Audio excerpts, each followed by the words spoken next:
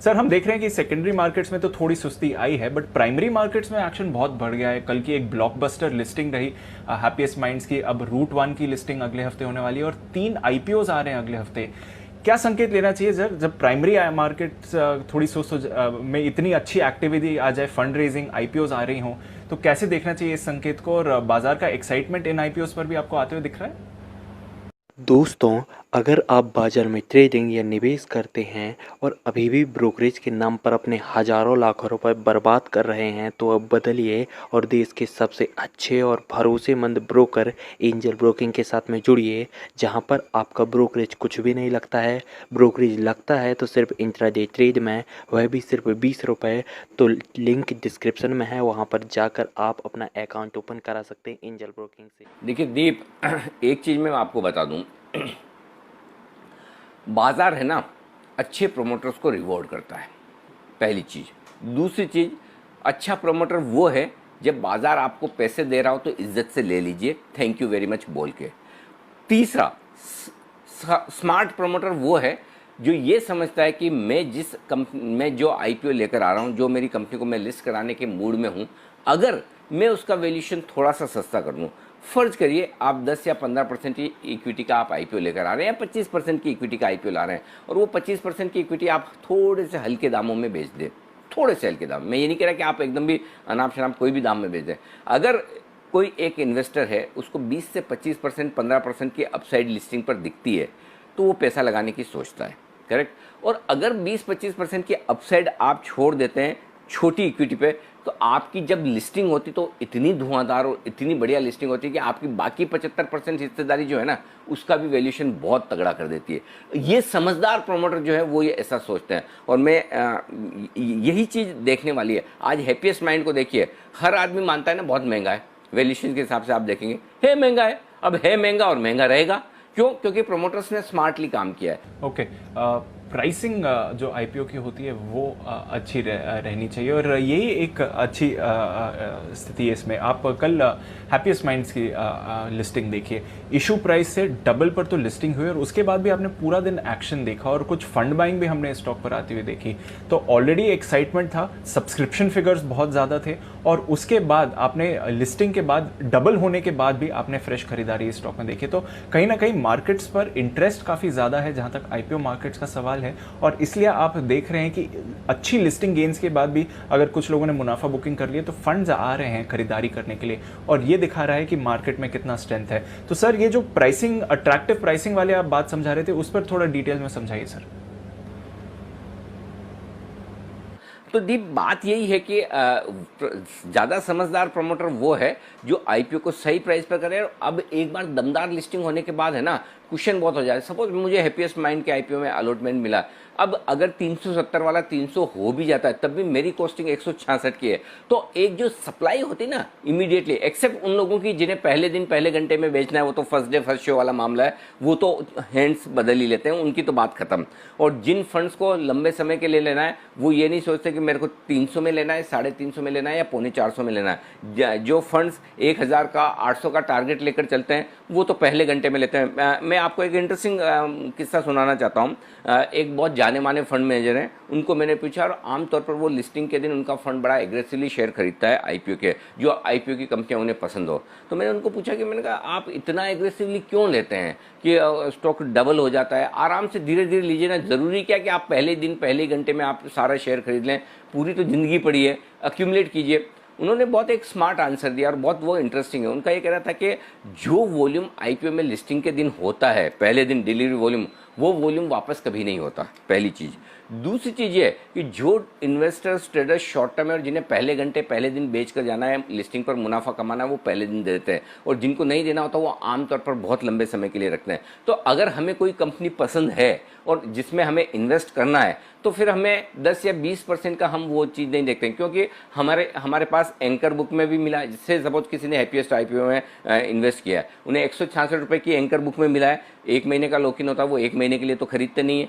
और अगर उनके पास जो 166 का है, उतना ही स्टॉक अगर वो पहले दिन लिस्टिंग पर ले लें और आराम से मिल जाता है, वॉल्यूम पूरा होता है, और बोले उसके बाद हम आराम से होल्ड करते हैं, साल 2 साल 3 साल, हमें कोई दिक्कत नहीं है। हम 25-50 रुपये के चक्कर में अगर हम ना खरीदें तो हमें वॉल्यूम और क्वांटिटी नहीं मिलती। और ये बड़ी इंटरेस्टिंग चीज़ है।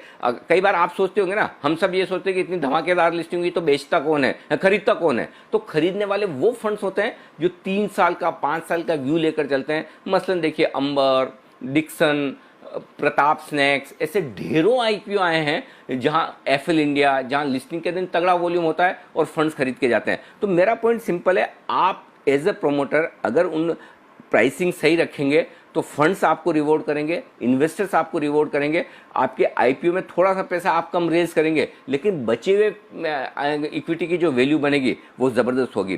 पहली चीज़ है। दूसरी चीज़ ये कि अब आईपीओ मार्केट गर्म है, इसका मतलब ये नहीं कि आपको हर एक आईपीओ में पैसा डालना है और हर एक आईपीओ में आपका पैसा बन ही जाएगा। मार्केट की रिस्क वॉलेटिलिटी रहती है। आपने सबसे बढ़िया चीज़ देखी एसबीआई कार्ड्स के आईपीओ में। SBI cards best quality IPO, वो प्राइसिंग भी अच्छी थी 755 रुपये पे, लेकिन मार्केट का मूड खराब हो गया और लिस्ट 755 पर और उसके नीचे चला गया तो लोग बड़े दुखी हुए। आज देखिए 850-900 रुपये ट्रेड करता है ना एसबीआई कार्ड्स। अच्छी क्वालिटी के आईपीओ में कभी गलती से लिस्टिंग खराब भी हो जाए आपका पैसा जाएगा नहीं, लेकिन कमजोर क्वालिटी के आईपीओ में अगर आपने पैसा लगाया और भगवान न करे बाजार खराब हो गया तो फिर उसके लिए आपके लिए पैसा बनना बहुत मुश्किल काम है। तो सोच समझ कर लगाना है। 2-3 बढ़िया आईपीओ आने की तैयारी में कैम्स का आ रहा है, कैमकॉन का आ रहा है, एंजल ब्रोकिंग आ रहा है, यूटीआई म्यूचुअल फंड आने वाला है। लंबी लिस्ट है।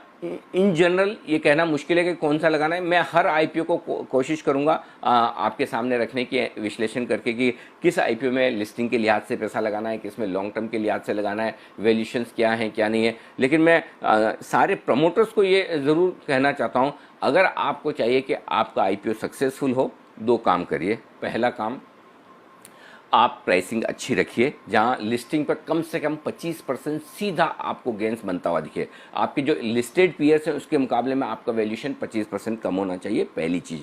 और दूसरी चीज़, रिटेल को जितना ज़्यादा आप अलॉटमेंट देंगे उतना आपका आईपीओ सुपरहिट रहेगा। अगर आपकी कंपनी अच्छी है और फंड्स उसको खरीदना चाहते हैं तो लिस्टिंग के दिन 50% 75% भी ऊपर खरीदेंगे। रिटेल 50-75%, मुझे नहीं लगता कोई रिटेल ने कल हैप्पीएस्ट माइंड का आईपीओ खरीदा होगा लिस्टिंग के बाद, सबने बेचा ही होगा। तो अगर आप चाहते हैं कि आपके आईपीओ आने के बाद, लिस्ट होने के बाद आपका शेयर मजबूत रहे और उस पर सेलिंग ना आए, खरीदारी आए, तो फिर आपको ज़्यादा रिटेल इन्वेस्टर्स को देना चाहिए। देखिए दुआएं भी रिटेल इन्वेस्टर ही देते हैं, फंड मैनेजर तो फीस लेते हैं, फंड मैनेज करते हैं, वो प्रोफेशनल है। लेकिन जिन लोगों के हैप्पीएस्ट माइंड के आईपीओ में अलॉटमेंट लगे हैं वो आपको दुआएं दे रहे होंगे कि चलिए हैप्पीएस्ट माइंड ने हमारे लिए अच्छी वेल्थ बनाई। और एक और दमदार लिस्टिंग के लिए तैयार हो जाइए दीप, रूट मोबाइल।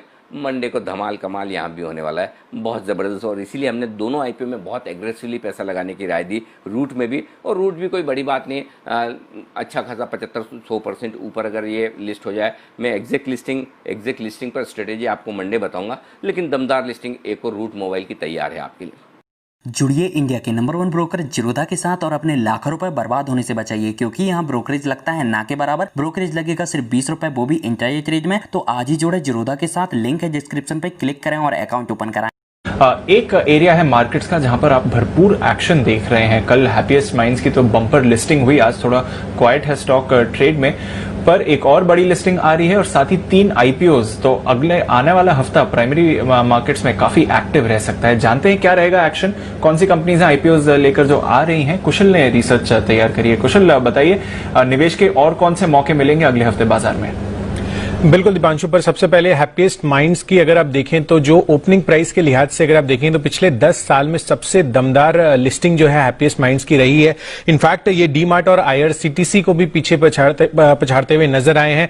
और इस हिसाब से अगर आप जो आईपीओ मार्केट्स देख रहे हैं, अगला हफ्ता भी काफी एक्शन जो है एक्शन पैक्ड होने वाला है। खासकर अगर आप रूट मोबाइल की लिस्टिंग देखें तो सोमवार को इसकी लिस्टिंग संभव है और यहां पर भी सब्सक्रिप्शन जो है काफी बेहतरीन होता हुआ दिखा है। ओवरऑल देखेंगे तो 73 गुना जो है इनका सब्सक्रिप्शन जो है बढ़ता हुआ नजर आया है। और साथ ही अगर आप रिटेल निवेशकों की बात करें तो करीब 12 गुना जो है रूट मोबाइल का आईपीओ के हिसाब से रिस्पांस मिलता हुआ दिखा है। साथ साथ अगर आप देखें तो 3 और कंपनियां हैं जिनके आईपीओ आने वाले हैं अगले हफ्ते। इनफैक्ट इसकी बिडिंग शुरू होगी। सबसे पहले कैम्स आईपीओ, यहां पर देखिए 21 से 23 सितंबर यानी सोमवार से इसका आईपीओ खुलता हुआ नजर आएगा और वेडनेसडे तक ये ऑन रहेगा। और जो प्राइस प्राइस बैंड है 1229 से 1230 के बीच है। और ये कंपनी जो है अगर आप देखें तो भारत में म्यूचुअल फंड का सबसे बड़ा रजिस्ट्रार और ट्रांसफर एजेंट है। इनफैक्ट एनएससी की इसमें करीब 37.5% हिस्सेदारी है और ओएफएस के जरिए जो है ये इससे एग्जिट करेंगे। तो टोटल जो ओएफएस साइज है वो 2244 करोड़ का होगा कैम्स के आईपीओ में। साथ ही अगर आप केमकॉन स्पेशलिटी का आईपीओ भी देखें तो यहां पर भी 338 से 340 रुपए का प्राइस बैंड है और ये फार्मास्यूटिकल केमिकल बनाने में जो है एक ग्लोबल लीडर है। तो यहां पर भी आपको फोकस रखना है और यहां पर स्प्लिट है। फ्रेश इशू जो है 165 करोड़ का है और साथ ही जो ओएफएस के जरिए जुटाई जाएगी रकम वो 153 करोड़ की होगी। तो कुल मिलाकर 318 करोड़ का ये आईपीओ लॉन्च किया जाएगा। साथ ही एंजल ब्रोकिंग 1996 से ये ब्रोकिंग और एडवाइजरी सर्विसेज में है। तो काफी बड़ा अनुभव जो है इनको ब्रोकरेज सर्विसेज में है और देखना होगा कि अन्य लिस्टेड प्लेयरों के मुकाबले किस आपकी इसकी लिस्टिंग होती हुई नजर आएगी। पर 22 से 24 सितंबर के बीच इसका आईपीओ आता दिखेगा। 305 से 306 का प्राइस बैंड होगा और 600 करोड़ जो है ये इस आईपीओ के द्वारा कंपनी जुटाएगी, जिसमें 300 करोड़ फ्रेश इशू होगा और 300 करोड़ का ओएफएस आता हुआ नजर आएगा। बिल्कुल, तो निवेश के कई मौके आ रहे हैं और चिंता मत करिए, जब जब ये आईपीओज खुलेंगे एंड ऑफ कोर्स जब रूट वन की लिस्टिंग होगी तो अनिल जी से राय भी लेंगे कि आपको क्या करना चाहिए। लॉन्ग टर्म के लिए इन्वेस्ट करें, लिस्टिंग गेन्स के लिए करें, रूट वन की लिस्टिंग किन लेवल्स पर हो सकती है उस पर आपको क्या करना चाहिए, पूरी की पूरी राय आपको आने वाले हफ्ते प्राइमरी मार्केट एक्टिविटी पर दी जाएगी।